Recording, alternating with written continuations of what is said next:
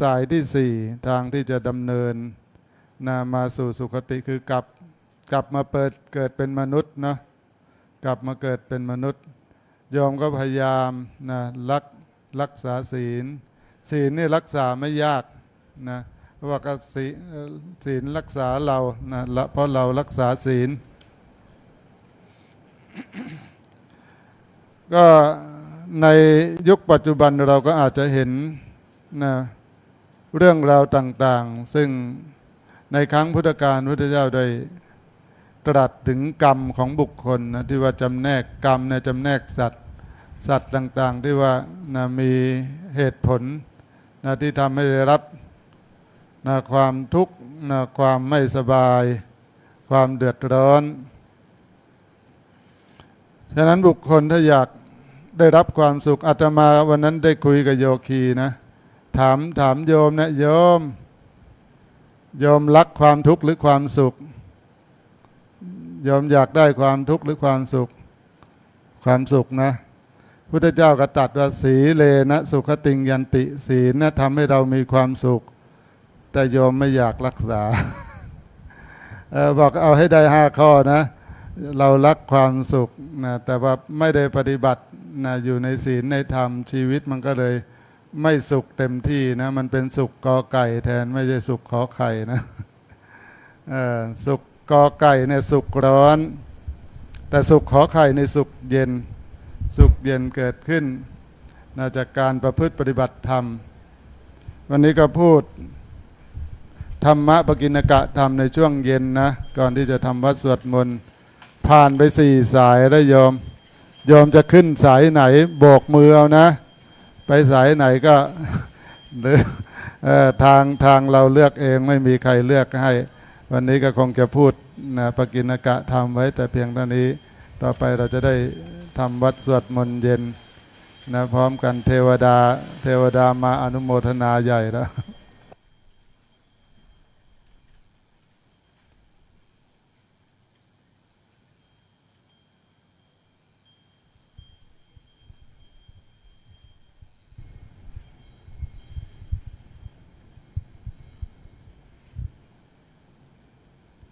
ครับสมควรแก่เวลา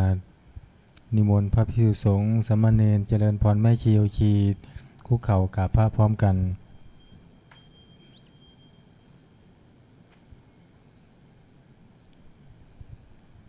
อัญชลีวันทาอภิวาทอัญชลีวันทาอภิวาท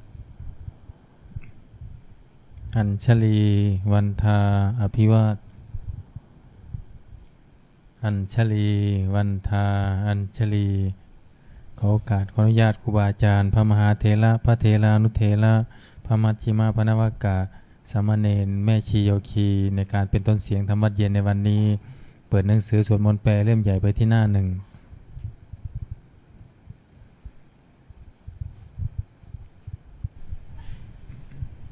โยโสภะคะวาอะระหังสัมมาสัมพุทโธพระผู้มีพระภาคเจ้านั้นพระองค์ใดเป็นพระอรหันต์ดับเพลิงกิเลสเพลิงทุกข์สิ้นเชิงตรัสรู้ชอบได้โดยพระองค์เองสวากขาโตเยนะภะคะวะตาธัมโมพระธรรมเป็นธรรมอันพระผู้มีพระภาคเจ้าพระองค์ใดตรัสไว้ดีแล้วสุปฏิปันโนยัสสะภะคะวะโตสาวกสังโฆพระสงฆ์สาวกของพระผู้มีพระภาคเจ้าพระองค์ใดปฏิบัติดีแล้วธัมมายังภคะวันตังสัทธัมมังสัจจังฆัง อิเมหิสการะหิยะทาระหังอาโรปิเตหิอภิปูชยามะข้าพระเจ้าทั้งหลายขอบูชาอย่างยิ่งซึ่งพระผู้มีพระภาคเจ้าพระองค์นั้นพร้อมทั้งพระธรรมและพระสงฆ์ด้วยเครื่องสักการะทั้งหลายเหล่านี้อันยกขึ้นตามสมควรแล้วสาธุโนพันเตภควาสุจิราปรินิพพุตโตปิข้าแต่พระองค์ผู้เจริญพระผู้มีพระภาคเจ้าแม้ปรินิพพานนานแล้วทรงสร้างคุณอันสำเร็จประโยชน์ไว้แก่ข้าพระเจ้าดังหลายปัจฉิมาชนะตานุกรรมปมานาสาทรงมีพระหฤทัยอนุเคราะห์แก่พวกข้าพระเจ้าอันเป็นชนรุ่นหลังอิเมสการะทุกขตาปัญนาการะภูเตปฏิคันหาตุขอพระผู้มีพระภาคเจ้าจงรับเครื่องสักการะอันเป็นบรรณาการของคนยากทั้งหลายเหล่านี้อัมหากังทีคารตังหิตายะสุขายะเพื่อประโยชน์และความสุขแก่ข้าพระเจ้าทั้งหลายตลอดกาลนานเทินอะระหังสัมมาสัมพุทโธภควาพระผู้มีพระภาคเจ้าเป็นพระอรหันต์ดับเพลิงกิเลสเพลิงทุกข์สิ้นเชิงตรัสรู้ชอบได้ด้วยพระองค์เองพุทธังภควันตังอภิวาเทมิข้าพระเจ้าอภิวาทพระผู้มีพระภาคเจ้าผู้รู้ผู้ตื่นผู้เบิกบานสวากขาโตภควตาธัมโมพระธรรมเป็นธรรมที่พระผู้มีพระภาคเจ้าตรัสไว้ดีแล้วธัมมังนามัสสามิข้าพระเจ้านามัสการพระธรรม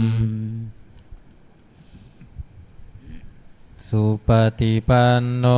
ภควโตสาวกสังโฆพระสงฆ์สาวกของพระผู้มีพระภาคเจ้าปฏิบัติดีแล้วสังฆังนามามิข้าพระเจ้านอบน้อมพระสงฆ์อันธรรมยังพุทธสสะภะคะวะโตบุพพาคณมการังกโรมาเสนะโมตัสสะภะคะวะโตขอ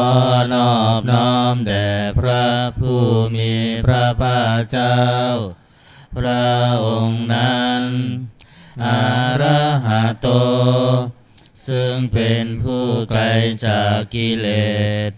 สัมมาสัมพุทธัสสะตรัสรู้ชอบได้ด้วยพระองค์เองนะโมตัสสะภะคะวะโตขอนอบน้อมแด่พระผู้มีพระภาคเจ้าพระองค์นั้นอะระหะโตซึ่งเป็นผู้ไกลจากกิเลสสัมมาสัมพุทธัสสะตรัสรู้ชอบได้โดยพระองค์เองนะโมตัสสะภะคะวะโตข ขอนอบน้อมแด่พระผู้มีพระภาคเจ้าพระองค์นั้นอะระหะโตซึ่งเป็นผู้ไกลจากกิเลสสัมมาสัมพุทธัสสะตรัสรู้ชอบได้โดยพระองค์เองเปิดหนังสือไปที่หน้า19ธรรมวัดเย็น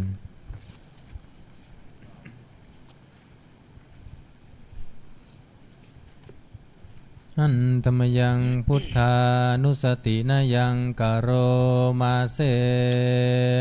ตังโคปนาภะคะวันตังเอวังกัลยาโนกิติสัตโตอะภุคโตก็กิติศักดิ์อันงามของพระผู้มีพระภาคเจ้านั้นได้ฟุ้งไปแล้วอย่างนี้ว่าอิติปิโสภะคะวาเพราะเหตุอย่างนี้พระผู้มีพระภาคเจ้านั้นอะระหังเป็นผู้ไกลจากกิเลสสัมมาสัมพุทโธเป็นผู้ตรัสรู้ชอบได้โดยพระองค์เองวิชาจารณะสัมปันโนเป็นผู้ถึงพร้อมด้วยวิชาและจารณะสุขโตเป็นผู้ไปแล้วด้วยดีโลกวิทูเป็นผู้รู้โลกอย่างแจ่มแจ้งอนุตตรปุริสธรรมสารถิเป็นผู้สามารถฝึกบุรุษที่สมควรฝึกได้อย่างไม่มีใครยิ่งกว่าสัทธาเทวมนุษย์สานังเป็นครูผู้สอนของเทวดาและมนุษย์ทั้งหลายพุทโธเป็นผู้รู้ผู้ตื่นผู้เบิกบานด้วยธรรมภควติ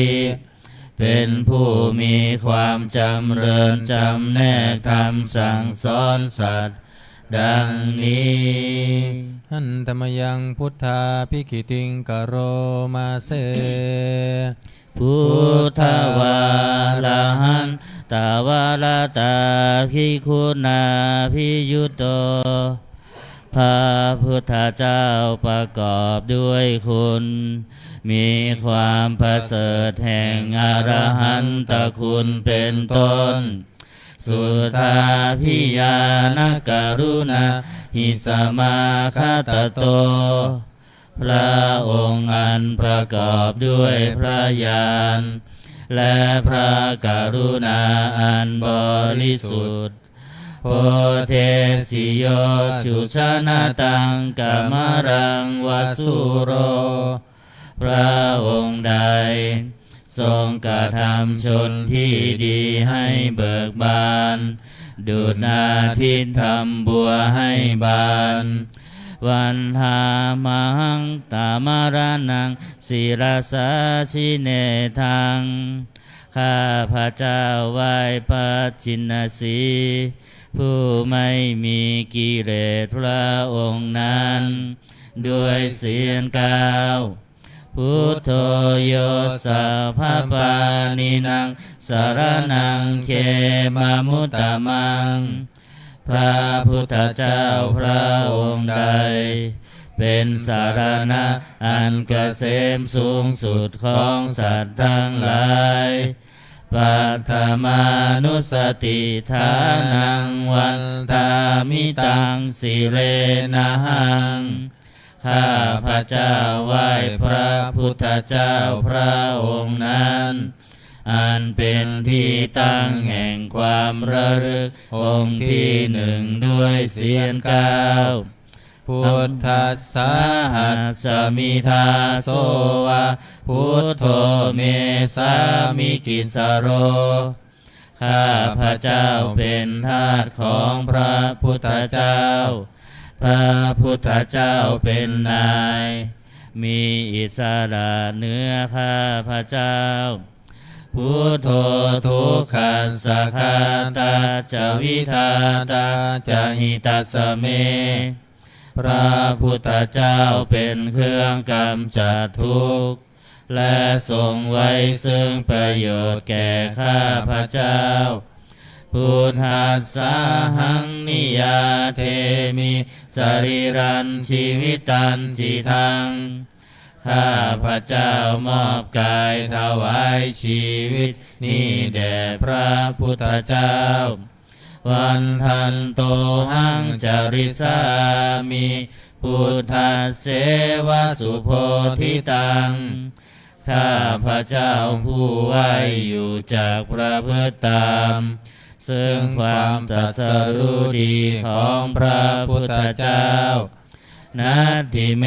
สารนังอัญญังพุทโธเมสารนังวรังสารณะอื่นของข้าพระเจ้าไม่มีพระพุทธเจ้าเป็นสารณะอันประเสริฐของข้าพระเจ้าเอเตนะสัจวัชเชนะวัตไตยะสัทธุสาสเนด้วยการกล่าวคำสัตย์นี้ข้าพระเจ้าพึงเจริญในพระศาสนาของพระศาสดาพุทธังเมวันธมาเนนะยังปุญญังปสุตังอิทาข้าพระเจ้าผู้ไหวอยู่ซึ่งพระพุทธเจ้าได้ขวนขวายบุญใดในบัดนี้สัพเพปิอันตรายาเมมเหสุงตัสสะเตชะสาอันตรายทั้งปวงอย่าได้มีแก่ข้าพระเจ้าด้วยเดชแห่งบุญนั้นกายเยนะวาจายวเจตัสสาวาด้วยกายก็ดีด้วยวาจาก็ดีด้วยใจก็ดีพุทเทกุกัมมังปะกตังมายายังกรรมหน้าติเตียนอันใดที่ข้าพระเจ้ากระทำแล้วในพระพุทธเจ้าพุทโธปฏิคันหาตัวชยังตังขอพระพุทธเจ้าจงงดซึ่งโทษล่วงเกินอันนั้นการันตเรสังวริตุงวพุทเทเพื่อการสำรวมระวังในพระพุทธเจ้าในการต่อไปอันตมยังธรรมานุสตินะยังกโรมาเสสวาคาโตภะคะวตาธัมโมพระธรรมเป็นสิ่งที่พระผู้มีพระภาคเจ้าตรัสไว้ดีแล้วสันทิฏฐิโกเป็นสิ่งที่ผู้ศึกษาและปฏิบัติพึงเห็นได้ด้วยตนเองอากาลิโกเป็นสิ่งที่ปฏิบัติได้และให้ผลได้ไม่จำกัดการเอหิปัสสิโกเป็นสิ่งที่ควรกล่าวกับผู้อื่นว่าท่านจงมาดูเถิดโอปานายิโกเป็นสิ่งที่ควรน้อมเข้ามาใส่ตัวปัจจตังเวทิตัมโพวินโยหิติเป็นสิ่งที่ผู้รู้ก็รู้ได้เฉพาะตนดังนี้หันธรรมยังธรรมาภิกขิติงกโรมาเสสวาคาตตาทิคุณายโยคาวาเสนะเสยโยพระธรรมเป็นสิ่งที่ประเสริฐ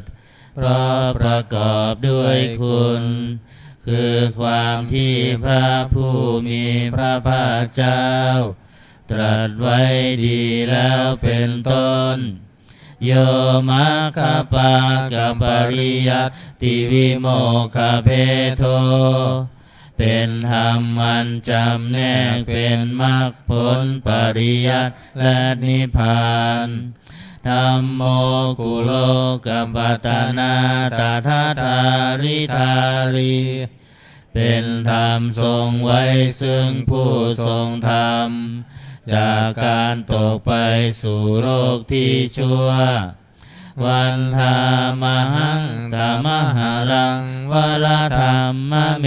ตังข้าพระเจ้าไหว้พระธรรมอันประเสริฐนั้นอันเป็นเครื่องขจัดเสียซึ่งความมืดธัมโมโยสัพพปานินังสรณังเขมามุตตมังพระธรรมใดเป็นสารณะอันเกษมสูงสุดของสัตว์ทั้งหลาย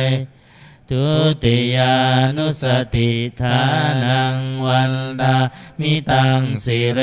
นะหังข้าพระเจ้าไหว้พระธรรมนั้นอันเป็นที่ตั้งแห่งความระลึกองค์ที่สองด้วยเสียงก้าวธรรมัสสหัสสมิทาโสวะธัมโมเมสามิกิสโร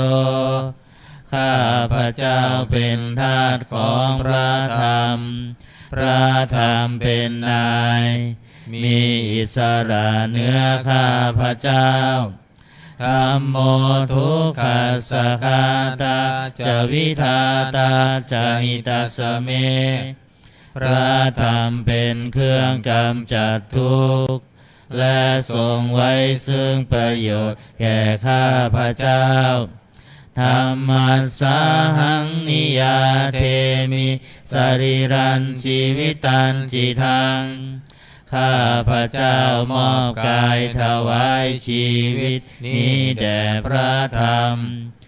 วันทันโตหังจริสามิธรรมัสเสวสุธรรมตังข้าพระเจ้าผู้ไว้อยู่จากประพฤติตามซึ่งความเป็นธรรมดีของพระธรรมนาทิเมสรนังอัญญธัมโมเมสรนังวรังสารณะอื่นของข้าพระเจ้าไม่มีพระธรรมเป็นสารณะอันประเสริฐของข้าพระเจ้าเอเตนะสัจจวัชเชนะวัตตยังสัทธุสาสเนด้วยการกล่าวคำสัตย์นี้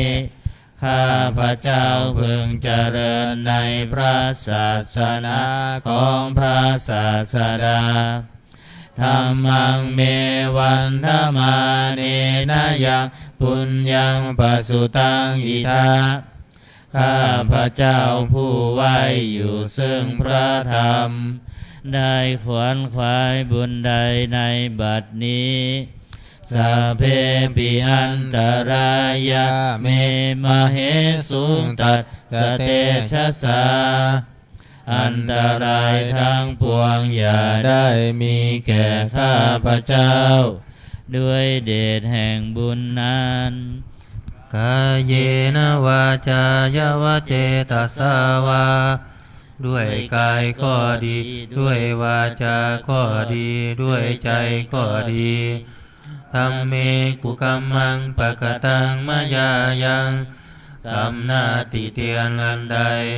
ที่ข้าพระเจ้ากระทำแล้วในพระธรรมธัมโมปฏิคันหาตัวจยังตังขอพระธรรมจงงดซึ่งโทษล่วงเกินนั้น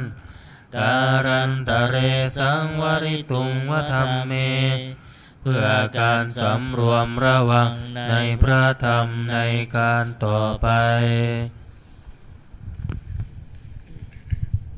หันธรรมยังสังขานุสตินายังกโรมาเสส สุปฏิปันโนภะคะวะโตสา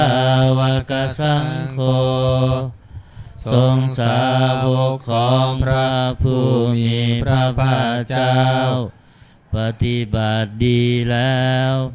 อุชุปฏิปันโนภะคะวะโตสาวกสังโฆทรงสาวกของพระผู้มีพระภาคเจ้าปฏิบัติตรงแล้วยายะปฏิปันโนภะคะวะโตสาวกสังโฆทรงสาวกของพระผู้มีพระภาคเจ้าปฏิบัติเพื่อรู้ธรรมเป็นเครื่องออกจากทุกข์แล้วสามีจิปฏิปันโนภะคะวะโตสาวกสังโฆทรงสาวกของพระผู้มีพระภาคเจ้าปฏิบัติสมควรแล้วยะทิทางได้แก่บุคคลเหล่านี้คือ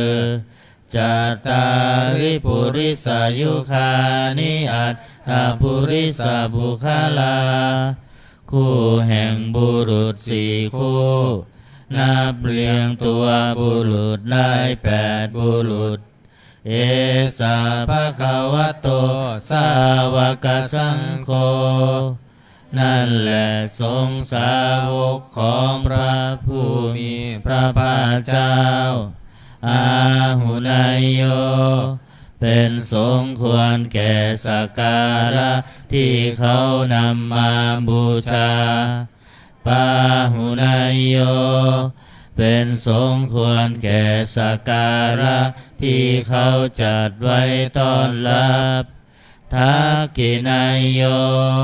เป็นผู้ควรรับทักษิณาทานอัญชริกรณิโยเป็นผู้ที่บุคคลทั่วไปควรทำอัญชรีอนุตตรังปุญญเขตังโลกัสสติเป็นเนื้อนาบุญของโลกไม่มีนาบุญอื่นยิ่งกว่าดังนี้หันธรรมยังสังฆาภิกิติงกโรมาเสสัทธรรมโชสุปฏิปฏิคุณาทิยุโตพระสงฆ์ที่เกิดด้วยพระสัทธรรมประกอบด้วยคุณมีความปฏิบัติดีเป็นต้นโยธาภิโทอริยบุคคลสังฆเสโตเป็นหมู่แห่งพระอริยบุคคลอันประเสริฐ8จำพวกศีราธิธรรมปวาราสยกายจิตโต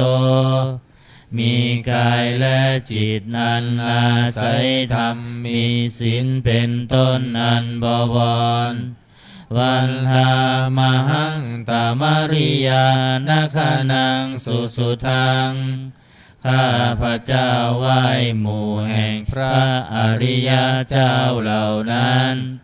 อันบริสุทธิ์ด้วยดีสังโฆโยสัพพปานินังสารนังเขมามุตตะมังพระสงฆ์หมู่ใดเป็นสารณะอันเกษมสูงสุดของสัตว์ทั้งหลายตาติยานุสติฐานังวันดามิตังสิเลนะหังข้าพระเจ้าไหว้พระสงฆ์หมู่นั้นอันเป็นที่ตั้งแห่งความระลึกองค์ที่3ด้วยเสียง9สังฆัสสะหัสสมิทาโสวะสังโฆเมสามิกิสโรข้าพระเจ้าเป็นทาสของพระสงฆ์พระสงฆ์เป็นนายมีอิสระเหนือข้าพระเจ้าสังโฆทุกขัสสะคาตาจะวิทาตาจะหิตัสสะเม พระสงฆ์เป็นเครื่องกำจัดทุกข์และทรงไว้ซึ่งประโยชน์แก่ข้าพเจ้าสังคัสสาหังนิยาเทมิสรีรันชีวิตันจิทังข้าพเจ้ามอบกายถวายชีวิตนี้แด่พระสงฆ์วันทันโตหังจาริสามิสังฆโสปฏิปันนตังข้าพเจ้าผู้ไหวอยู่จากประพฤติตามซึ่งความปฏิบัติดีของพระสงฆ์นาติเมสารนังอัญญสังโฆเมสารนังวรังสารณะอื่นของข้าพเจ้าไม่มีพระสงฆ์เป็นสารณะอันประเสริฐของข้าพเจ้าเอเตนะสัจจวัชเชนะวัตไตรยังสัตถุสาสเนด้วยการกล่าวคำสัตย์นี้ข้าพเจ้าพึงเจริญในพระศาสนาของพระศาสดาสังฆังเมวันธมาเนนะยังปุญญังปสุตังอิทาข้าพเจ้าผู้ไหวอยู่ซึ่งพระสงฆ์ได้ขวนขวายบุญใดในบัดนี้สัพเพปิอันตรายาเมมเหสุงตัสสะเตชะสาอันตรายทั้งปวงอย่าได้มีแก่ข้าพเจ้าด้วยเดชแห่งบุญนั้นกายเยนะวาจายวเจตัสสาวาด้วยกายก็ดีด้วยวาจาก็ดีด้วยใจก็ดีสังเคกุกัมมังปะกตังมยายังกรรมหน้าติเตียนอันใดที่ข้าพเจ้ากระทำแล้วในพระสงฆ์สังโฆปฏิคันหาตัวชยันตังขอพระสงฆ์จงงดซึ่งโทษล่วงเกินอันนั้นการันตะเรสังวริตุงวสังเคเพื่อการสำรวมระวังในพระสงฆ์ในการต่อไป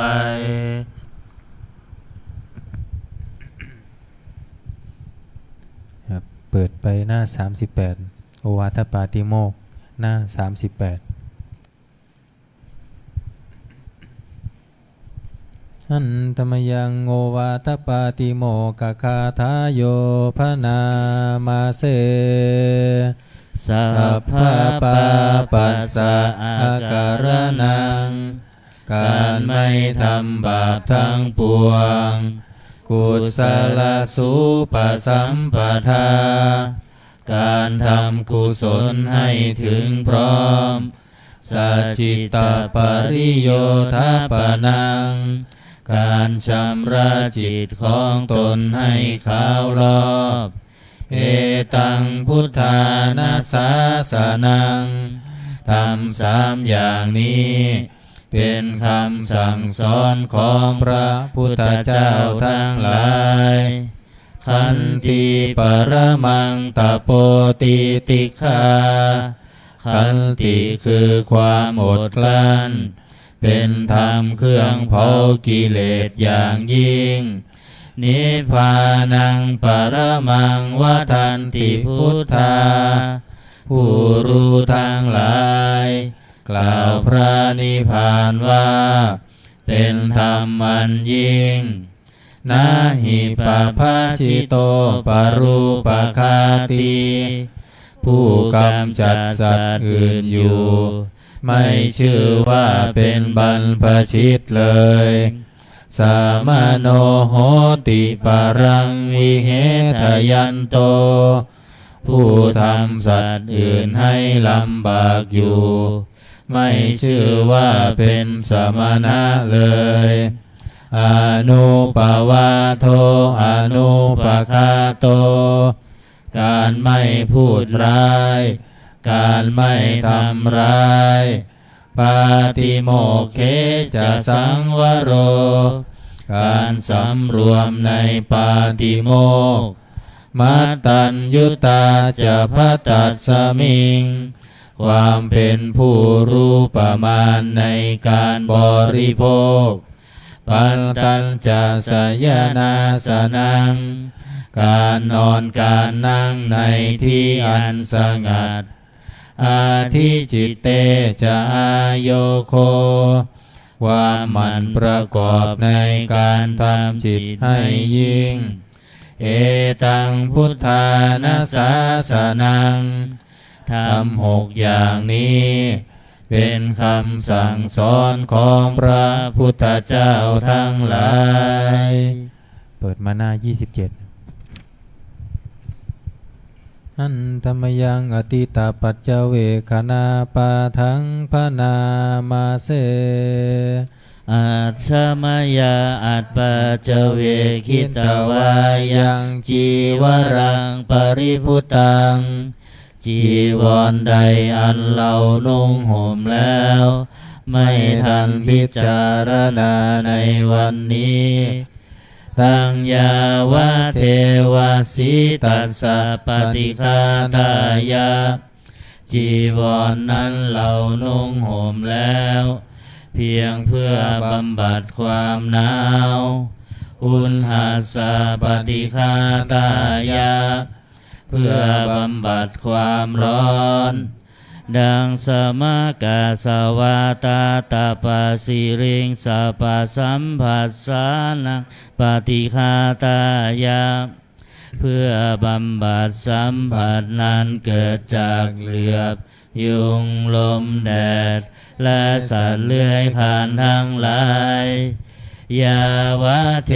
วะหิริโกปินะปฏิชาธานัตถังและเพียงเพื่อปกปิดอวัยวะอันให้เกิดความละอายอัจฉมยาอัปปัจจเวคิตวายโยบินทบาโตปริพุตโต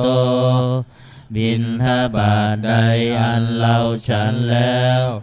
ไม่ทันพิจารณาในวันนี้โสเนวะทวายะบิณฑบาตนั้นเราฉันแล้วไม่ใช่เป็นไปเพื่อความเพลิดเพลินสนุกสนานนามทายะไม่ใช่เป็นไปเพื่อความเมามันเกิดกำลังพลังทางกายนามันธนายะไม่ใช่เป็นไปเพื่อประดับนาวิภูสนายะไม่ใช่เป็นไปเพื่อตกแต่งยาวะเท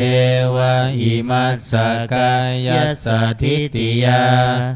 แต่ให้เป็นไปเพื่อความตั้งอยู่ได้แห่งกายนี้ยาปนายะเพื่อความเป็นไปได้ของอัตภาพวิหิงสุปรติยาเพื่อความสิ้นไปแห่งความลำบากทางกายพรหมจริยานุคายะเพื่ออนุเคราะห์แก่การประพฤติพรหมจรรย์อิติปุรานันจะเวทนังปฏิหังคามิด้วยการทำอย่างนี้เราย่อมระงับเสียได้ซึ่งทุกขเวทนาเก่าคือความหิวนาวันจะเวทนังนาอุปาเทสามิและไม่ทำทุกขเวทนาไม่ให้เกิดขึ้นยาตราจะเมภวิสติอนวัชชตาจะภาสุวิหารโรจติอันหนึ่งความเป็นไปโดยสะดวกแห่งอัตภาพนี้ด้วยความเป็นผู้หาโทษมิได้ด้วยและความเป็นอยู่ด้วยผาสุขด้วยจากมีแก่เราดังนี้อาชมยาอัปปัจจเวคิตวายังเสนาสนังปริพุตัง เสนาสนะใดเราใช้สอยแล้วไม่ทันพิจารณาในวันนี้ตังยาวะเทวสีตัสสะปฏิฆาตายะเสนาสนะนั้นเราใช้สอยแล้วเพียงเพื่อบำบัดความหนาวอุณหัสสะปฏิฆาตายะเพื่อบำบัดความร้อนดังสมกัสสวาตาตปสิริงสัพพสัมปัสสานังปฏิฆาตายะเพื่อบำบัดสัมผัสนั้นเกิดจากเหลือบยุงลมแดดและสัตว์เลื้อยคลานทั้งหลายยาวะเทวะอุตุปริสยวิโนทนะปฏิสันลานาลามัทังเพียงเพื่อบรรเทาอันตรายอันพึงมีจากดินฟ้าอากาศและเพื่อความเป็นผู้ยินดีอยู่ได้ในที่หลีกเล่นสำหรับภาวนาอาชมยาอปัจเจเวคิตวายโยคิรานะปัจจยาเพสัชชะปริคาโรปริพุโตคิรานะเพสัชบริขารใดอันเราบริโภคแล้วไม่ทันพิจารณาในวันนี้โสยาวะเทวะบุตรปันนานังไวยาภาธิกานังเวทนานังปฏิฆาตายะคิรานาเพสัชบริขารนั้นเราบริโภคแล้วเพียงเพื่อบำบัดทุกขเวทนาอันบังเกิดขึ้นแล้วมีอาพาธต่างๆเป็นมูล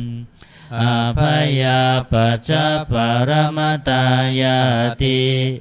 เพื่อความเป็นผู้ไม่มีโรคเบียดเบียนเป็นอย่างยิ่งดังนี้อันตมยังอุทิศนาทิฏฐานาคาทาโยพนามาเสอิมินาปุญญากาเมนะด้วยบุญนี้อุทิศให้อุปัชฌายาคุณุตตราอุปัชฌาย์ผู้เลิศคุณอาจาริโยปการาจาและอาจารย์ผู้เกื้อหนุนมาตาปิตาจายาตกาทั้งพ่อแม่และปวงญาติสุริโยจันทิมาราชาสุนจันและราชาคุณวันตานาราปิจาผู้ทรงคุณหรือผู้สูงชาติพระมมาราชอินทาจาพรหมารและอินทราชโลกปาราชเทวตาทั้งถวยเทพและโลกบาลยะโมมิตามนุสสาจายมมาราชมนุษย์มิตรมัชฌตาเวริกาปิจาผู้เป็นกลางผู้จ้องผานสาเพสตาสุขีโหนตุขอให้เป็นสุขสันต์ทุกทั่วหน้าอย่าทุกข์ทนบุญญาณิปากตานิเมบุญพ้องที่ข้าทำจงช่วยอำนวยสุภพลสุขังจาติวิทังเทนตุให้สุขสามอย่างล้นขีปังปาเพทาโวมะตังให้รู้ถึงนิพพานพรันอิมินาปุญญากาเมนะด้วยบุญนี้ที่เราทำอิมินาอุทิเสนาจาและอุทิศให้ปวงสัตว์ขิปวาหังสุรเพเจวะเราพันได้ซึ่งการตัดทันหุปาทานเฉทนัง ตัวตัณหาอุปาทานเยสันตาเนหินาธรรมาสิ่งชั่วในดวงใจยาวานิพานโตมะมังกว่าเราจะถึงนิพพานนัสสันตุสัพพทาเยวะมาลายสิ้นจากสันดานยัตถาชาโตภเวภเวทุกภพที่เราเกิดอุชุจิตังสติปัญญามีจิตตรงและสติทางปัญญาอันประเสริฐสังเลโควิริยามหินาพร้อมทั้งความเพียรเลิศเป็นเครื่องขูดกิเลสหายมาราระพันตุโนกาสังโอกาสอย่าพึงมีแก่หมู่มารสิ้นทั้งหลายกาตุนจาวิริเยสุเมเป็นช่องประทุษร้ายทำลายล้างความเพียรจมพุทธาธิปาวโรนาโทพระพุทธผู้บวรนาถธัมโมนาโทวรุตตโมพระธรรมที่พึงอุดมนาโทปเจกพุทโธจาพระปัจเจกพุทธสงฆ์สังโฆนาโทตโรมะมังโทพระสงฆ์ที่พึงพยองเตโสตมานุภาเวนะด้วยอานุภาพนั้นมาโรกาสังละพันตุมาขอหมู่มารอย่าได้ช่องทัสสะปุญญานุภาเวนะด้วยเดชบุญทั้ง10ป้องมาโลกาสังละพันตุมาอย่าเปิดโอกาสแก่มารเถิดวันนี้เจริญพุทธมนต์เปิดหนังสือไปที่หน้าสวดมนต์พิธีนะครับมนต์พิธีเล่มเหลืองหน้า51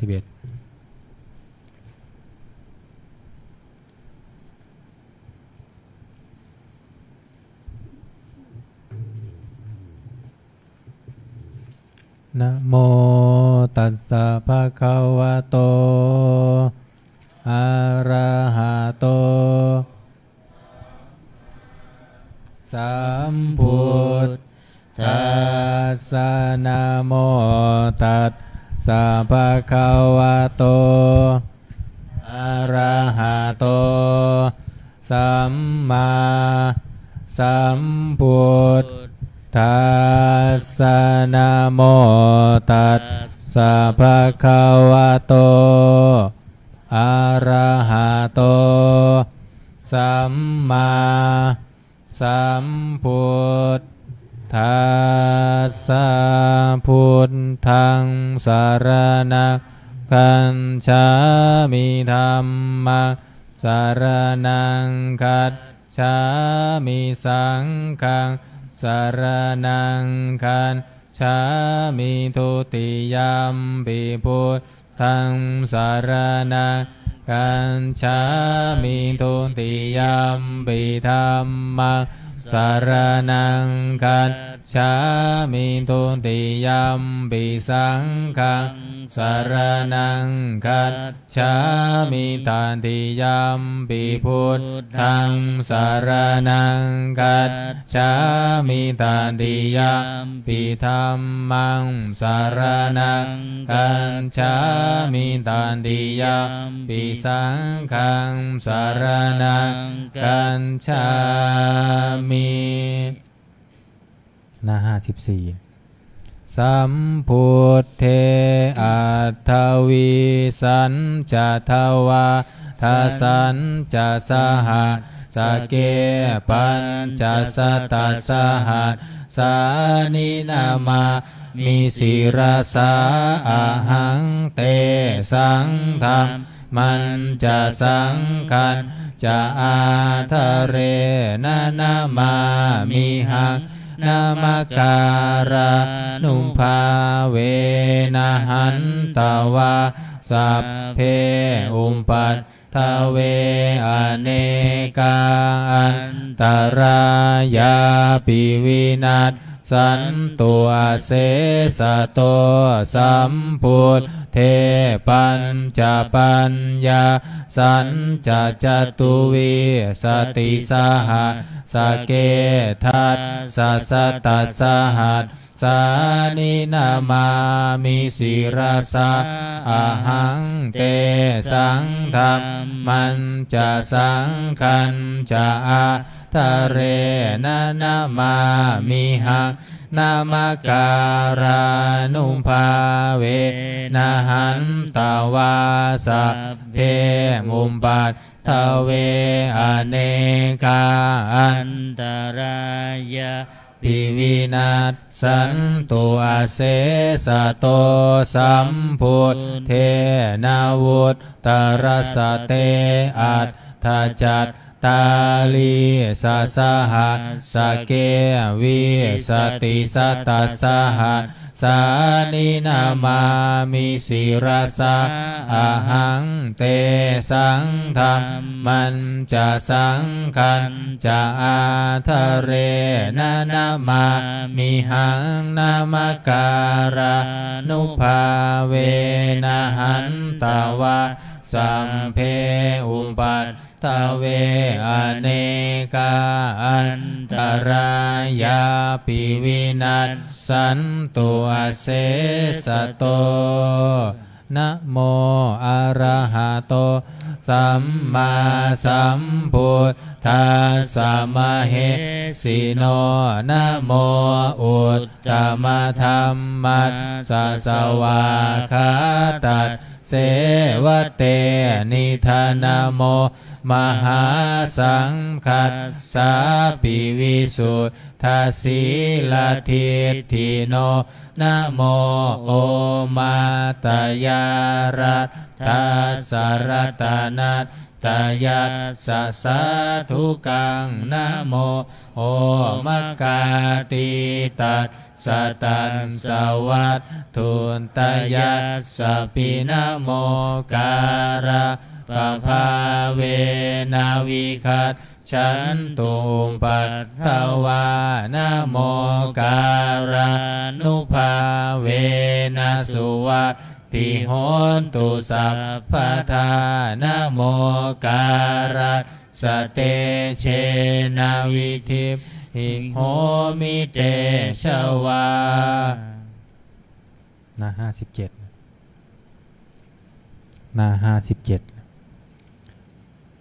พหูเทวามนุษย์สาจะมังคลานิอาจินตายุงอากังกามานาโสธานังพรูหิมังอารมุนตามังอาเสวนาจะพาลานังปันทิตานันจะเสวนาปูชาจะปูชนียานังเอตัมมังสารมุตตมังปฏิรูปเทสวาโสจะบุเพจักตปุญญาตาอันตสัมมาปณิทิจาเอตัมมังสารมุตตมังพาหุสัจจันจะสิมปันจะวินาโยจะสุสีขิโตสุภาสิตาจะยาวาจาเอตัมมังอารมุนตมังมาตาปิตุมปัฏฐานังปุตตะธารัสสะสังฆโหอานาคุลาจะกัมมันตาเอตัมมังคารมุตตมังทานันจะธรรมจริยาจะยาตกานันจะสังฆโหอานาวัชชานิกัมมานิเอตัมมังอารมุนตมัง อารติวิรติปาปามัชฌปานาจะสัญญโมอัปปมาโทจะธัมเมสุเอตัมมะอารมุตตมังอาระโวจะนิวาโตจะสันตุทิจะกตัญยุตากาเลนะธัมมัสสวนังเอตัมมังคารมุตตมังขันติจะโสวจัสสตาสมนานันจะทัสสนังกาเลนะธัมมัสสะกัจฉาเอตัมมังคารมุตตมังตาโปจะพระมัจจาริยันจาริยสัจจานาทัสสนัง นิพพานาจะชิกิริยาเอง เป็นตัมมัง คารมุตตมัง พุทธันสโลกธัมเมหิจิตตังยัสสนกัมปฏิอโศกังวิรัชังเขมังเอตัมมังคารมุตตมังเอตาติสานิกัตตวานาสัพพัทธมะปะราชิตาสัพพัทธโสทิงขัจฉันติตันเตสังมังคลมุตตมันติหน้า59ยานิทัพพุตานิสัมมาคัตตานิภูมมานิวายานิวะอันตริ เค สัพเพวะพุนตาสุมาณาภวันตุอะโทปิสักกัจจสุนันตุภาสิตังตัสสมาหิภูตานิสั สาม เมทัสสะเพเมตังกโร ธรรมานุสิยาปัจจายทิวันจรันโตจะหารันติเยภลิงตัสสมาหิเนรักขทาอัปปมัตตายังกินจิวิตังอิทวะหุลังวาสังเคสุวายังรัตนังปณิตังนโนสมังอาติตถาคเตนะอิธัมปิพุทเทรัตนัง ปานิตังเอเตนะสัจเจนะสุวัตติโหตุขยังวิราคังอมตัง ปณิตังยัจฉัจฉคันสั สั ง กกายมุนีสมาหิโตนะเทนะธรรมเมนะสมาธิกินจิธัมปิธัมเมรัตนัง ปานิตังเอเตนะสัจเจนะสุวัตติโหนตุยัมพุทธเศรษโธปริวันนะเยสุจิงสมาธิมานันตริกันยะมาหุสมาธินาเตนะสมุนวิชติธัมปิธัมเมรัตนัง ปานิตั ตั ง งเอเตนะสัจเจนะสุวัตติโหนตุเยปุคลาอัตถัสสะตังปัสสัทธาจัตตาริเอตานิโยคานิโหนติเตทาคินัยยาสุขตัสสะสาวกาเอเตสุทินนานิมหาภลานิอิธัมปิสังเกรัตนังปานิตังเอเตนะสัจเจนะสุวัตติโหนตุเยสุมปยุตตามนัสสะทันเหนานิกามิโนโคตมัสสะสนัมมิเตปันติปัจจาอมตังวิไคหาลัต ธามุทานิพุทธิพุทธมานาอิทัมปิสังเครัตนังปณิตังเอเตนะสัจเจนะสุวัตติโหตุยทินทาคีโลปัทวิงสิโตสิยาจตุพิวาเตภิอาสัพปะกัมปิโยตทุปะมังสัมปุริสังวัฏามิโยอริยสัจจานิอาเวจปันสติธัมปิสังเครัตนังปณิตังเอเตนะสัจเจนะสุวันติโหตุเยอริยสัจจานิวิภาวยันติคัมภีรปัญเยนะสุเทสิตานิกินจาปิเตโห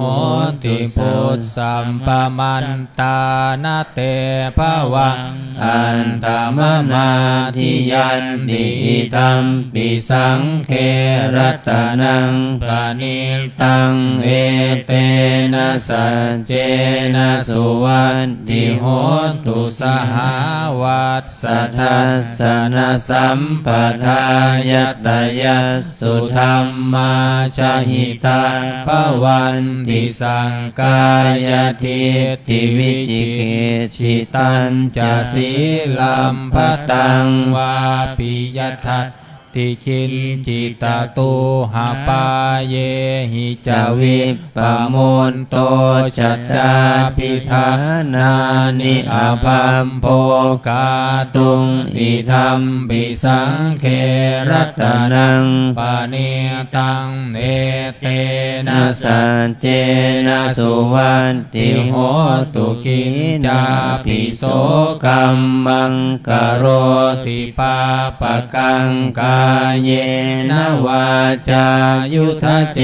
ตสาวาอาภัพโพโสตัสสะปฏิชฌทายะอาภัพพตาทิตาปทัสสะวุตตาอิทัพปิสังเครัตนังปณิตังเอเตนะสัจเจนะสุวันติโหตุวานัมปะคุมเปยถาภูสิตาเคคิมหานามาเสปะธรรมังสมิงคิมเหตทุปะมังสัมมวรังอเทสยินิพานคามิงปรมังหิตายะอิธัมปิพุทเทรัตนังปณิตังเอเตนะสัจเจนะสุวันติโหตุวโรวรัญโยวรโทวราหะโรอนุตตโรธัมมวรังอเทสยิธัมปิพุทเทรัตนังปณิตังเอเตนะสัจเจนะสุวัตติโหตุขีนังปุรานังนาวังนันติสัมภวังวิรัตจินตายติเกภวัสสมิงเตขีนาภิชาอวิรุณนิชันธานิปันติธีรายถายัมปฏิโปอิธัมปิสังเครัตนังปณิตังเอเตนะสัจเจนะสุวัตติโหตุยานิทัพพุตานิสมาคตานิภุมมานิวายานิวะอันตริเขตถาคตังเทวมนุสสปุจิตังพุทธังนามัสสามาสุวัตติโหตุยานิทัพพุตานิสมาคตานิภุมมานิวายานิวะอันตริเขตถาคตังเทวมนุสสปุชิตังธัมมังนามัสสามาสุวัต ทิโหตุยานิทัพพุตานิสมาคตานิภุมมานิวายานิวะอันตริเกตถาคตังเทวมนุสสปุชิตังสังฆังนามัสสามาสุวัตติโหนตุภวตุสัมภมังคารังลักขันตุสัมปเทวตาสัพพพุทธานุภาเว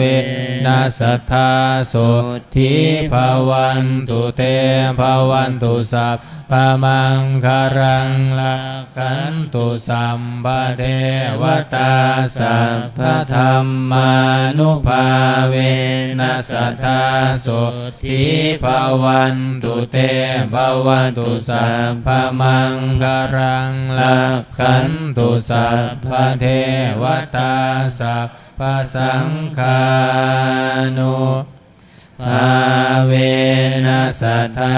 โสทิภวันตุเต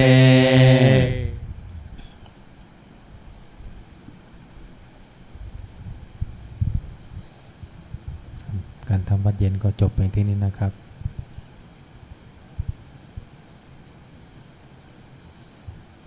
นิมนต์พระภิกษุสงฆ์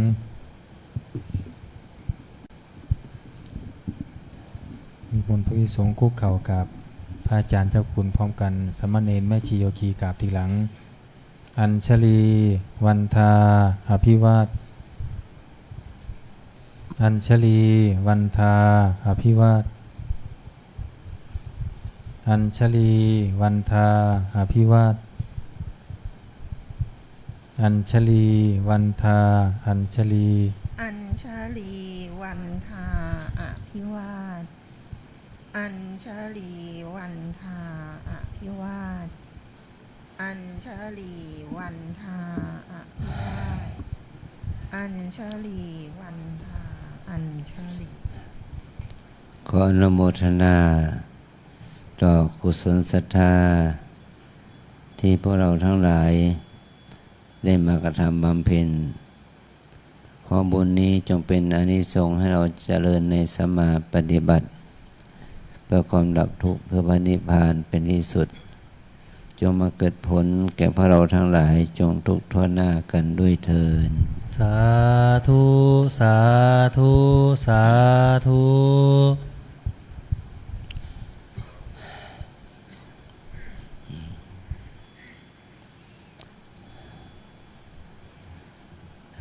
วันนี้เป็นวันสงกรานต์ภาษาเหนือเราเรียกวันสังขารล่องสังขารคือปู่สังขารย่าสังขารแล้วมันก็คือตัวเรานี่แหละธาตุสี่ขันธ์ห้าเนี่ยมันหมดไปแล้ว1 ปีเนาะมาถึงปีนี้มันหมดไปแล้ว1 ปีปีที่แล้วอายุของเราเท่าไหร่สมมติว่าอายุ50มาถึงปีนี้ก็51ละมันหมดไปแล้วชีวิตธาตุขันธ์นี้เราได้ใช้มันมาครบ365 ปีเมื่อมาถึงสงกรานต์มันใช้เวลามัน365 วัน365 วันเนี่ยมันให้อะไรกับเราบ้างให้ความสุขให้ความทุกข์กับเราหรือเปล่าให้ความชื่นชมยินดีให้ความชอบพอให้บุญให้กุศลให้บาปให้อกุศลแก่เราหรือเปล่าเนี่ยวันนี้อาจจะมีฝนนะหลายที่ก็ฝนตกอันนี้เม็ดนี้เนี่ยเราเรียกว่าเม็ดต้นเม็ดดอกพะยอมนะเมื่อพะยอมมันออกดอกแล้วก็มันก็ให้ผลเม็ดดอกพะยอมมันถูกลมมันก็มันร่วงปลิวมานะเพราะเราก็เก็บแล้วนะญาติโยมเอาไปปลูกที่บ้านนะเอาไปปลูกเอาไปสักคนละ100 เมตร100 เมตรนะ100 เมตร200 เมตรก็เอาไปนะเอาไปปลูกที่บ้านถ้าบ้านเรามีสถานที่ปลูก เราก็ให้มันงอก เมื่อมันเป็นก้าเป็นงอกขึ้นมาเราจะต้องเลี้ยงมันดูเราต้องเลี้ยงมันประมาณใส่ถุงดำเลี้ยงมันให้มันโตขึ้นประมาณสักคืบสักศอกเนี่ยเราจะเอาไปลงดินปลูกได้มันจะงอกเงยขึ้นมาแต่ถ้ามันออกก้าเนี่ยก้ามันเพิ่งมีใบ2 ใบเนี่ยเอาปล่อยให้มันโตเนี่ย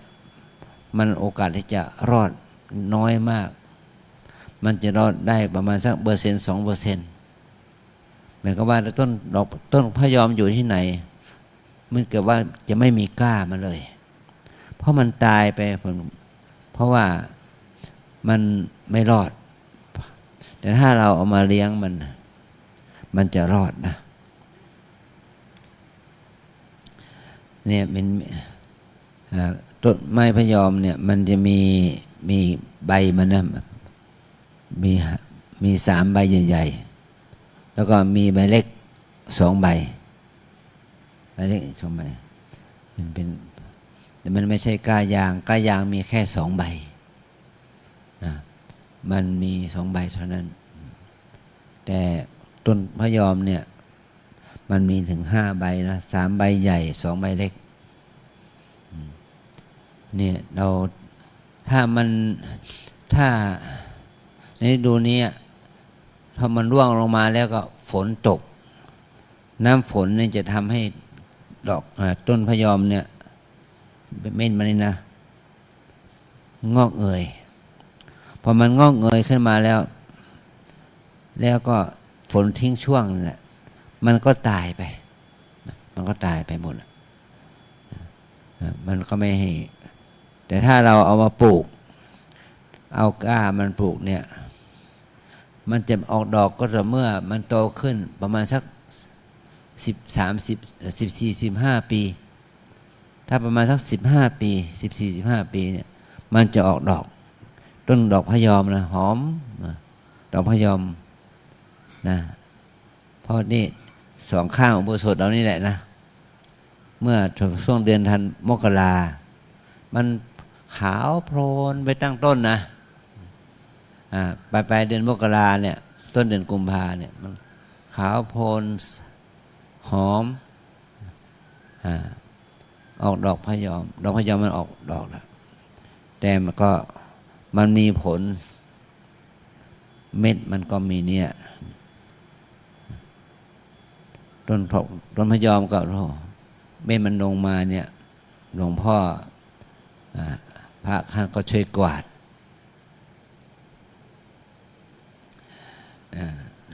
แล้วก็เราเอาไปช่วยกันเพาะกันนะเอาไปบ้านไปเพาะใครที่ทำอาชีพเพาะกล้าไม้ขายเอาไปได้เลยเนาะอนุญาต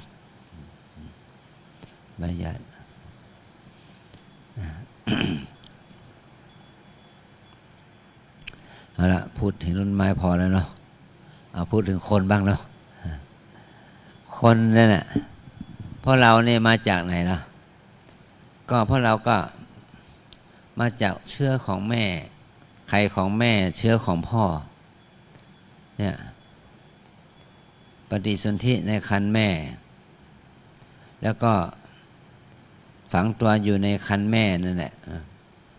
เติบโตในครรภ์แม่อาศัยข้าวปลาอาหารอาศัยออกซิเจนอากาศที่ผ่านสายรกที่มาจากแม่ไปหาตัวทารกนั่นแหละมันสายรกก็มาที่สะดือเราเนาะอาหารการกินโปรตีนไขมันวิตามินเกลือแร่อะไรต่างๆเนี่ยมันต้องผ่านสายรกนั้นจะนำอาหารจากแม่ของเรานะเอาไปเลี้ยงตัวเองจากเด็กทารกตัวน้อยกลายเป็นเด็กอายุ8 เดือน9 เดือน10 เดือนก็ถือก็คลอดออกมาเกิดคลอดออกมาแล้วก็ช่วยเหลือตัวเองได้อย่างหนึ่งก็คือหายใจได้เนาะพอเราหายใจได้ก็ ได้ข้าวปลาอาหารได้น้ำนมจากแม่ได้น้ำนมจากแม่เพราะเรานี่เราเกิดวันไหนโบราณอาจารย์ท่านกล่าวว่าเราเกิดวันไหนเราก็ปฏิสนธิในวันนั้นนะถือว่าเราเกิดวันนี้วันที่13 เมษาตรงกับวันอาทิตย์เราเกิดวันที่13 เมษาตรงกับวันเราปฏิสนธิของเราความเวลาปฏิสนธิของเราก็ปฏิสนธิในวันที่13ฟันไรก็นับถอยหลังไปเนาะ9 เดือน8 เดือน9 เดือนเนี่ยแต่เดือนมันไม่แน่นอนอ่ะถ้าบางคนคลอดก่อนกำหนดอีกต่างหากนะแต่ว่าวันเวลาปฏิสนธินั้นท่านกล่าวว่ามันเป็นวันเดียวกันกับวันที่เราเกิดเราคลอดนะเช้าสายบ่ายเย็นก็แล้วแต่เหตุนะหมายความว่าถ้าว่าเราปฏิสนธิก็ปฏิสนธิตอนเช้าสายบ่ายเย็นนั่นแหละนะตรงใดตรงหนึ่งนะเพราะว่ากรรมของที่นำให้เรามาปฏิสนธิกรรมที่นำมาให้เราเกิดเนี่ยมันเป็นบุญกุศลบุญกรรมให้เรามาเกิดเป็นมนุษย์หรือเป็นคนเนี่ยเป็นกุศลแต่ว่าคนเรามันมีบุญมากบุญน้อยต่างกันที่เราเรียกว่าโชติปรายโนสว่างมาสว่างไปหมายความว่าเกิดมาเป็นมนุษย์เนี่ยก็เจริญเติบโตสร้างบุญบารมีในความเป็นมนุษย์เนี่ยจนถึงแก่กรรมถึงความตายไปก็ตายไปแบบดีตายไปดีเกิดดีตายดีโชติปรายโนเหมือนกับพวกเราได้มาปฏิบัติธรรมที่นี่ได้อุปนิสัยบุญกุศลติดตัวไปจนถึงวันตายมีสติสัมปชัญญะจนถึงวันตายอันนี้เราเรียกว่าเราไม่ได้มาประพฤติปฏิบัติถึงขนาดที่ว่าได้บรรลุถึงธรรมบรรลุถึงมรรคถึงผลแต่ตายไปก็เป็นไปสว่างไปเกิดในมนุษย์สมบัติไปเกิดในมนุษย์เทวโลกมนุษย์โลกเทวโลกพรหมโลกเนี่ยก็เป็นการไปทางที่สว่างอันที่สองโชติตัมมะปรายโนมาสว่างแต่ไปมืดหมายความว่าเกิดมาเป็นคนแล้วแต่มีพฤติกรรมทุจริตทำความชั่วทางกายวาจาใจมีพฤติกรรมที่เป็นลบและมืดดำอันนี้เขาเรียกว่าเกิดมาสว่างแต่ตายไปแบบมืดวิถีชีวิตมันมืด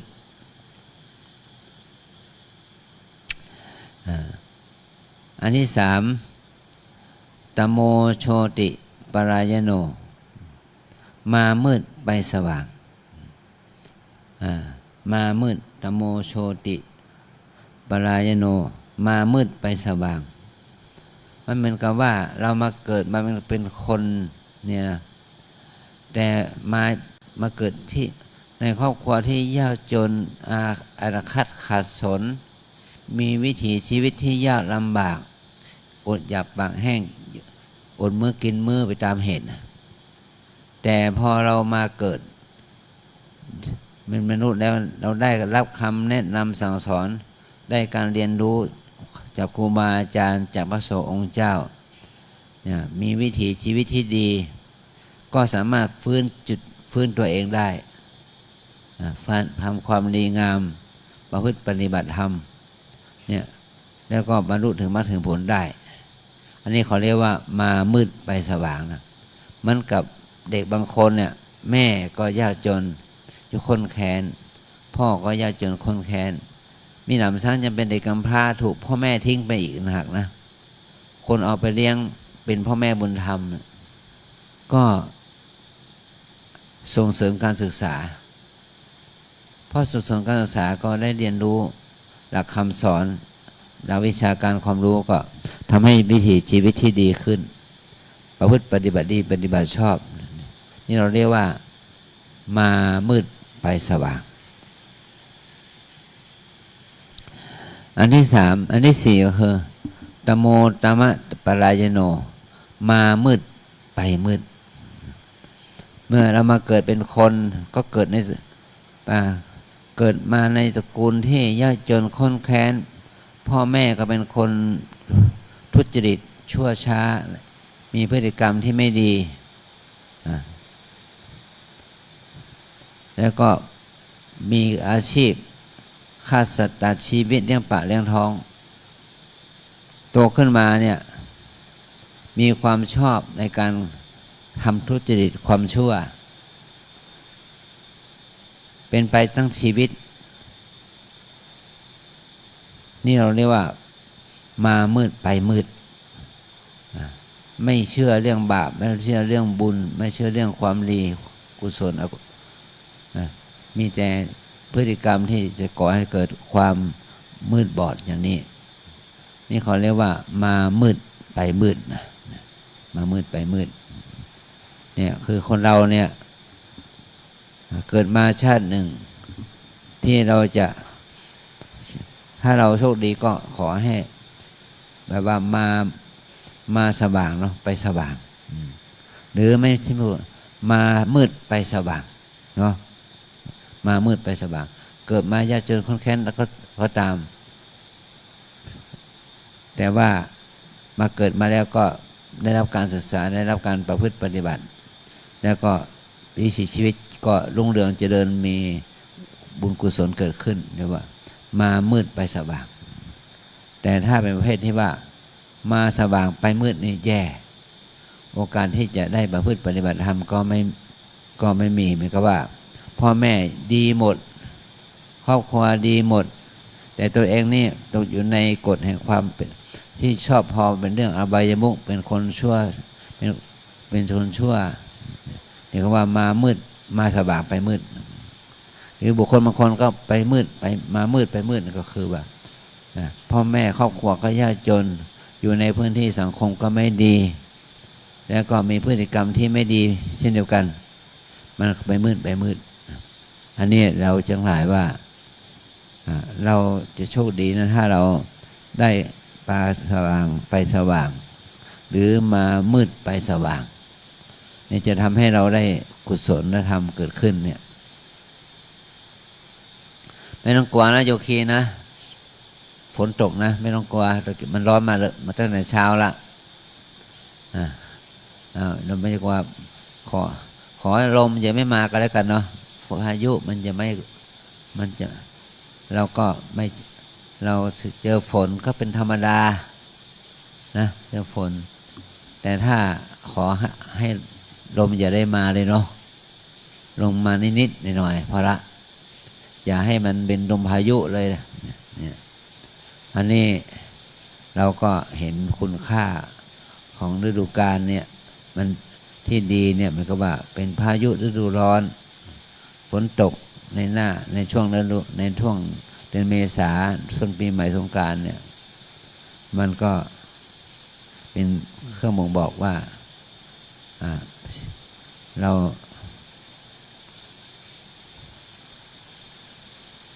าจะได้ทำให้สุขภาพกายสุขภาพจิตของเราดีอันนี้ก็ให้เราได้รู้ถึงคุณค่าของพระธรรมเนี่ยหมายถึงว่าเมื่อเราอยู่มาเป็นพระเป็นแม่ชีเป็นโยคีมาเป็นบวชเป็นพระเป็นเณรเป็นแม่ชีโยคีเราต้องอาศัยการอยู่ด้วยกันร่วมกันเนาะโยคีบางคนก็โชคดีหน่อยอยู่ในกุฏิอยู่ในห้องที่พักที่อาศัยสะดวกหน่อยบางคนก็เราต้องอยู่ห้องร่วมกันแต่ว่ามีวิถีชีวิตที่เราประพฤติปฏิบัติธรรมด้วยกันก็ถือว่าเป็นเพื่อนด้วยกันเป็นเพื่อนสามิกด้วยกันแล้วก็ภาวนาด้วยกันปฏิบัติด้วยกันมันก็ว่า เมื่อเรามาที่นี่มาทวนญาณมาทวนการปฏิบัติแล้วเราขยับอย่างนั้นมันส่องอะไรนะฮะมันตรงกลางสิ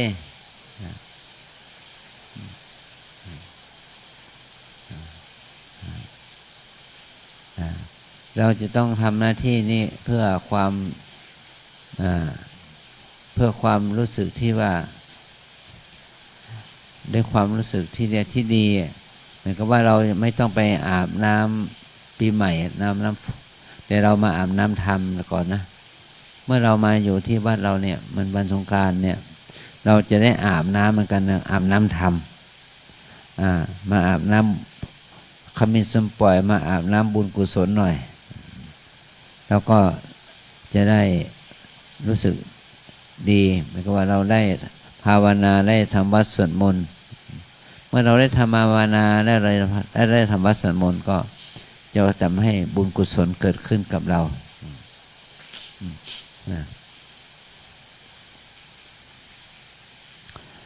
นี่คือสิ่งที่เราจะพึงได้จากธรรมชาติ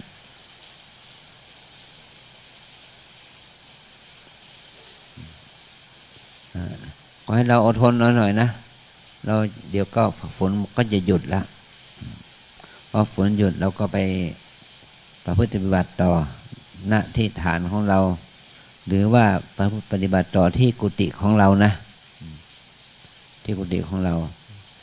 อย่างเขตปฏิบัติธรรมฝ่ายหญิงศาลาธรรมภาวนาเนี่ยปีที่แล้วทั้งปีเนี่ยเราให้การทำการบูรณะปฏิสังขรณ์เป็นเฟสละ30ห้องเฟสละ20กว่าห้องเฟสละ30ห้องเนี่ยรวมแล้วได้ทำการบูรณะอยู่83ห้อง83ห้องนี่เพิ่งเสร็จเดือนธันวาแล้ววันที่31ธันวาคมเมื่อปีที่แล้วนี่นะเราใช้ประโยชน์ครบ 100% ก็ขึ้น1มกราปีใหม่ปีนี้ก็ได้ไปใช้ประมาณ3เดือนกว่ามกราคมกุมภามีนาเมษา3เดือนกับ13วันน่ะโยคีที่ได้อยู่ศาลาธรรมเขตนอกดาวเนี่ยก็ตั้งใจทำกันหน่อยเราได้กุฏิใหม่ๆที่ญาติโยมเป็นผู้อุปถัมภ์ทำผู้อุปถัมภ์มาแล้วก็คนอุปถัมภ์ก็มีเยอะนะโยมเขาเห็นประโยชน์เนี่ยใน1ปีมีองค์กรก็คือบริษัทปตท.อุปถัมภ์ให้เรา2 ล้านแล้วก็คณะของคุณโยมลินีวรากิจอุปถัมภ์ให้แก่เรา1 ล้านกว่าแล้วก็คณะลูกหลานของคุณพ่อพีรักคุณแม่กรฉัตรแก้วกิติยานุกุลอุปถัมภ์ได้เกือบ1 ล้านเป็นแล้วนอกนั้นก็อุปถัมภ์ห้อง2 ห้องหรืออุปถัมภ์เป็น100-200สรุปแล้วเราได้ทุนบำรุงวัดบูรณะเนี่ยหมดไป10 กว่าล้าน13 ล้าน13 ล้านเศษแต่ญาติโยมอุปถัมภ์มาได้10 กว่าล้านนะ10 กว่าล้านเศษจึงทำให้สถานที่คือกุฏิปฏิบัติธรรมนั้นมันได้มาตรฐานเนี่ยก็ขออนุโมทนาบุญจาก13 ล้านเนี่ยวัดเราเอาทุนเงินวัดเอาเงินวัดที่มีทุนเป็นทุนนั้นเอามา2 ล้านเศษเพื่อเอามาบูรณะเนี่ยและเราจะมีโครงการที่จะสร้างหอฉันเหมือนกับว่าเราทุกวันนี้เนาะโยคีต้องทานข้าวที่เต็นท์เนาะนี่กับโต๊ะเก้าอี้วางอยู่ใต้ต้นไม้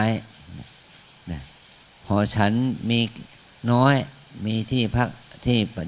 ฉันกับพระเนรไม่กี่รูปนะแต่ถ้าเราจะทำหอฉันใหม่เนี่ย อาจารย์จะมีโครงการทางวัดเราจะมีโครงการสร้างหอฉันหลังใหม่ ที่ข้างอาคาร 4 ชั้นนั่นแหละโดยงบประมาณที่ทางบริษัทที่ท่านออกแบบให้เนี่ยงบประมาณในการสร้างโครงสร้างและก็งานสถาปนิกงานตกแต่งเนี่ยมันจะใช้เงินอยู่ประมาณ70 กว่าล้านงานโครงสร้างก็30 กว่าล้านงานสถาปนิกอีก30 กว่าล้านมันจะเป็นหอฉันแล้วก็เป็นห้องประชุมและเป็นห้องปฏิบัติธรรมไปในตัวแล้วก็เป็นโรงครัวให้แก่พวกเราด้วยนะนี่เป็นโครงการของพวกเราทุกคนนะอาจารย์ก็เป็นตัวแทนเป็นตัวกลางบอกบุญพวกเราเลยนะจะทำให้ปีหน้าหรือ2 ปีเนี่ยประมาณสักปีนี้ปี68แล้วเนาะปัจจุบันปี70คงจะได้ปี2570เราจะได้หอฉันใหม่นะจะได้นั่งทานข้าวด้วยความรู้สึกปลื้มใจนะวันนี้หอฉันนี่เป็นเงินของฉันเองในเทศร่วมสร้างเลยนะให้ทำพวกเราต้องช่วยกันนะหอฉันเนี่ยประมาณสัก70 กว่าล้านเนี่ยเป็นอาคาร4 ชั้นเป็นอาคาร4 ชั้นเนี่ยแล้วก็อาจารย์จะมีโครงการที่จะสร้างโรงจอดรถเป็นอาคารจอดรถนะพาร์กิ้งอาคารจอดรถอยู่อาคารจอดรถนั้นใช้พื้นที่อยู่ประมาณสักไร่เศษแล้วก็ให้ญาติโยมที่มีรถทั้งหลายเนาะเอารถมาจอดให้ด้วยความปลอดภัยเนาะก็ช่างอาคารจอดรถคงจะประมาณสัก50 ล้าน30 ล้าน50 ล้านนั่นเห็นว่าเมื่อมันคิดถึงเงินจำนวนหลายล้านเนี่ยเราจะเอาที่ไหนก็เอามันไม่มีโยมเราจะเอาเงินที่ไหนมาก็เราคิดถึงว่าปัจจัยนี้ก็ได้มาจากโยมที่มีศรัทธาเนาะเมื่อโยมมีศรัทธามันก็จะเกิดผลที่ดีเกิดขึ้นกับเราเนี่ยแต่ก่อนนี้อุโบสถหลังนี้เนี่ยเล็กนิดเดียวนะเล็กนิดเดียวด้านหลังมันก็อยู่ที่หน้าอยู่ที่ด้านหน้าพระประธานนี่แหละแล้วก็บันไดอุโบสถก็อยู่ประมาณหน้าอุโบสถหลังนี้หลังนี้เล็กจุพระได้ประมาณ70-80 รูปแบบว่านั่งเข่าติดกันเลยนะนี่เราก็เลยสร้างอุโบสถใหม่เนี่ยเป็นอุโบสถโถงอย่างเนี้ยแล้วก็สร้างที่อยู่อาศัยศาลาบาทเพิ่มเติมเพื่อให้ญาติโยมได้มาอยู่อาศัยเพื่อที่จะได้ร่วมพิธีกรรมบวชลูกบวชหลานลูกหลานของเราเนี่ยบวชแล้วพ่อแม่ไม่เห็นอุโบสถสมัยก่อนเป็นอุโบสถเล็กอุโบสถมหาอุดเนี่ยแต่ถ้าเรามาสร้างอุโบสถอย่างนี้ปั๊บเขตพื้นที่สาราบาทเนี่ยก็ให้ญาติโยมอยู่อาศัยได้ปฏิบัติกิจได้ชื่นชมยินดีในการบวชของลูกหลานเรานะนี่หลังกุฏิอุโบสถหลังนี้สร้างมาประมาณสัก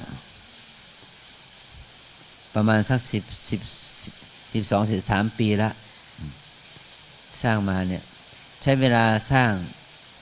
ร่วม5 ปีจึงเสร็จเป็นอุโบสถหลังนี้ปัจจัยที่ญาติโยมทำบุญมากพอสมควรแต่สิ่งที่เราทำเนี่ยเราทำเพื่อประโยชน์กับพวกเรานั่นแหละพระใหม่ก็ได้บวชที่นี่เนาะได้บวชได้เห็นประโยชน์ของการมีอุโบสถเนี่ยนะก็เป็นสถานที่บวชเราเป็นสถานที่เกิดของพวกเราจากเกิดจากความเป็นคนมาสู่ความเป็นพระเนี่ยพ่อแม่ก็ปลื้มใจนะนี่เราเห็นว่า1 ปีที่ผ่านไป10 ปีที่ผ่านไป20-30 ปีที่ผ่านไปถ้าเราไม่ทำอะไรเลยอย่างนี้มีใครจะมาเนรมิตให้แก่เราบ้างล่ะมันไม่ได้เราจะต้องเนรมิตของเรา ให้เกิดขึ้นคือว่าเราเอาทรัพย์สมบัติที่เราพอมีได้เอามาทำบุญเอามาในนามิตสถานที่เงิน5 บาท10 บาทเอามาในนามิตสถานที่นี้เกิดให้เกิดขึ้นได้วันนี้เราจะบูรณะหอพระไตรปิฎกเนี่ยเราก็เอากระเบื้องมามุงหลังคาเราให้ญาติโยมเห็นเอากระเบื้องมุงหลังคากระเบื้องหลังแผ่นเดียวเนี่ยแผ่นละ20 บาทเนาะมันไม่พอเนาะกระเบื้องที่มุงหลังคาเนี่ยมันไม่กี่แผ่นนะถ้าจะให้พอกับเราก็คือถ้าให้คุ้มกลางหัวเราลองพูดง่ายๆเนาะมันก็ต้องใช้1 ตารางเมตรเนาะ1 ตารางเมตรมันจะมีกี่หลักมันจะมีกี่แผ่นอย่างนี้นะ1 ตารางเมตรนี่มันจะมีประมาณสัก500 แผ่นมั่งเนาะประมาณ100 แผ่น80 แผ่นถึง100 แผ่นเนี่ยมันก็จะช่วยให้เรานั้นได้ร่มได้เงาได้ถ้าเราทำบุญแผ่นเดียวนี่ก็มันก็ไม่มีร่มมีเงาแก่เราเนาะถ้าเราทำบุญไป5 แผ่น10 แผ่นมันก็ได้ร่มเงานิดหน่อยแต่ถ้า1 ตารางเมตรก็คงจะได้ร่มเงาพอสมควรเราได้เห็นอานิสงส์ที่ว่าฝนตกก็ไม่เปียกแดดออกก็ไม่ร้อนเนี่ยเพราะว่าเราได้เสนาสนะเนี่ยเสนาสนะทานได้อานิสงส์เสนาสนะทานนะอันนี้ก็ขอเป็นอานิสงส์ว่าเราได้อาศัยมีที่มุงที่บังที่ดีเราจึงได้ปลอดภัยญาติโยมที่ดูแลอยู่ที่บ้านก็เขาจะได้รู้ว่าที่ว่าเราวันนี้มีฝนตกมากพอสมควรแต่ไม่มีลมพายุเป็นลมน้อยๆธรรมดาถือว่าโชคดีที่มันไม่มีลมพายุ